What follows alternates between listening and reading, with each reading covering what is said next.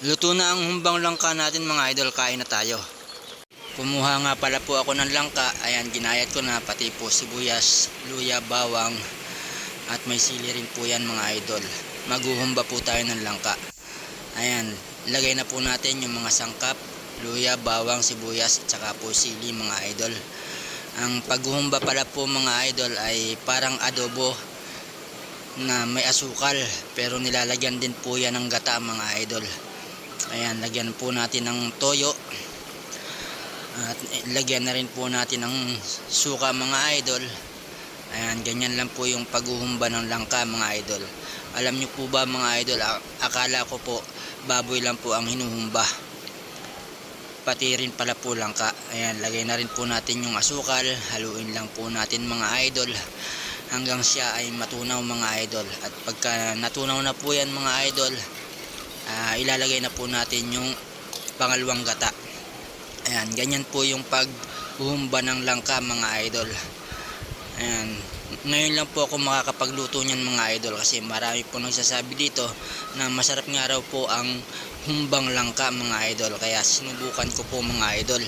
Kaya ito, pwede nyo pong gayahin. Ayan, subukan nyo na rin po mga idol. Ayan, hinalo-halo ko lang po yan at isasalang na po natin yan sa apoy mga idol. Ayan, ilagay na rin po pala natin yung pamintang durog mga idol. Ayan, ganyan po mga idol, pwede nyo pong gayahin yan. Ayan, ilagay na po natin yung ginayat na langka. Ayan, naisalang na po natin sa apoy ang ating lulutuing humbang langka mga idol. Ayan, pakuluin lang po natin yan, takpan po natin mga idol. Ayan mga idol, takpan lang po natin.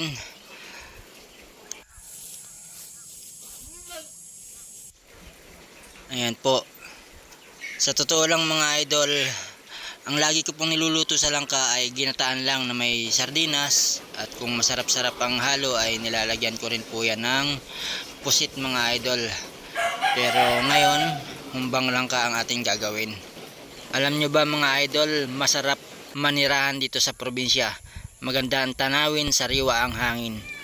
Ayan, isa rin po sa nagpapasarap sa lutuin natin ay ang panggatong na kahoy. Ayan mga idol. Ayan, haluin lang po nating mabuti para yung nasa ibabaw ay mapunta po sa ilalim, kasi malambot na po yung nasa ilalim mga idol. Ayan, halu-haluin lang po natin yan mga idol. Ganyan lang po yan. Pwede kang mag-alaga ng kambing dito sa probinsya mga idol. Ayan o, kumukulo na mga idol. Ayan, haluin lang ulit natin mga idol. Ayan, lagyan po natin ng chicken cubes. Ayan lang po yung available na cubes natin. Ayan, para mas lalong sumarap yung ating humbang langka.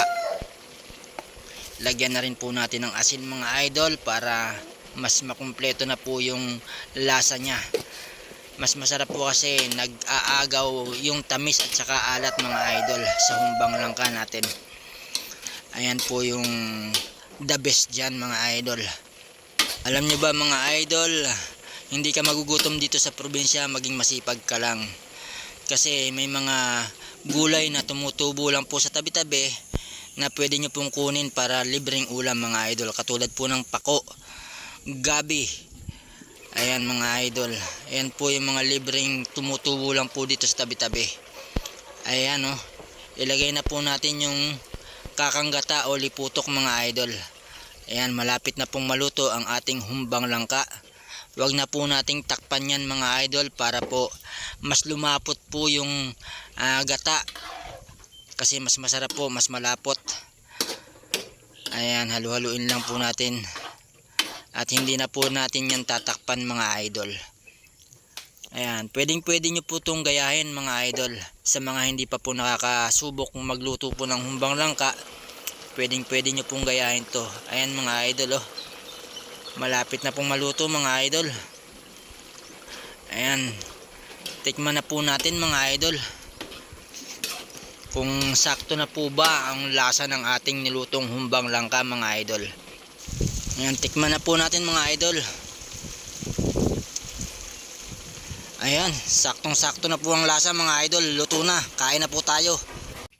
Kain na po tayo mga idol. Kailangan lang po natin magpasalamat sa Panginoon sa mga biyayang pinagkakalob nyo sa atin mga idol bago tayo kumain. Ayan, kain na po tayo mga idol. Ayan oh, napakasarap niyan mga idol oh. Unang subo para sa inyo mga idol. Ayan, ngayon lang po ako nakapagluto ng humbang langka. Talagang masarap po pala mga idol. Ayan oh, sarap sabayan ng sili mga idol. Ayan, kain na po tayo mga idol.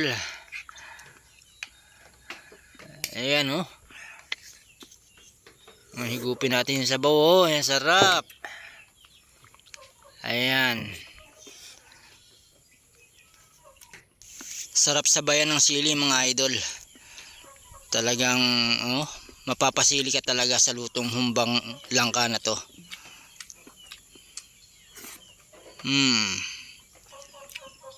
Sarap mga idol.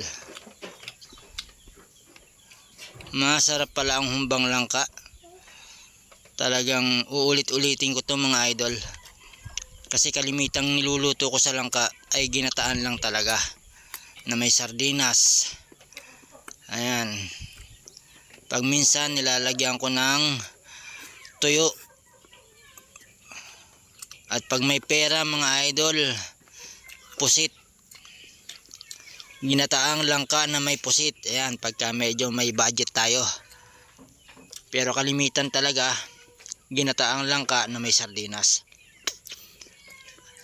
At ngayon lang ako nakapagluto ng humbang langka. Masarap din pala mga idol. Pwede nyong gayahin. Sa humbang langka pala mga idol mapapa extra rice din po kayo mga idol. Ayan oh, masarap talaga mga idol. Subukan nyo na po. Sarap. Ayan oh, sabayan natin ang sili yan. Sarap mga idol.